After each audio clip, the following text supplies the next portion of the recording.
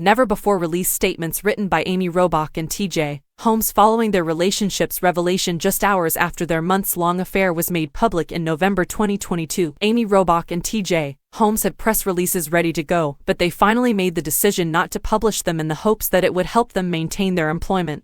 A listener questioned the pair on Wednesday's Amy and TJ podcast, questioning why, if they are now saying there was no adultery, both didn't speak out right away and go hard at the allegations right from the start. Robach retorted, "What we were trying to do was keep our jobs," pointing out that they had all penned press statements within hours after the information became public. For the whole 6-week period, the couple remained hopeful that they would be going back to work even though they had been temporarily taken off the air to let things cool down. "Everything inside of us, including our hearts, guts, and thoughts, yearned to speak up, but beyond those first few days, when do you finally do so? It became quite challenging." Robach said that it could have been better if we had, despite the fact that she has never had to do press on. A draft of Holmes' statement, which had been in his inbox since the exact day that the pictures were released, was actually brought up in the interim. "I'm reading this because it's so crazy. We chose not to produce a joint statement after 2 separate statements. It would be 2 separates instead. I would have mine, and she would have hers." He then began by reading Robach's declaration, which said, "After deciding to split up, my divorce is almost finished. Though TJ and I have been friends for a long time, our relationship has only recently begun to take shape.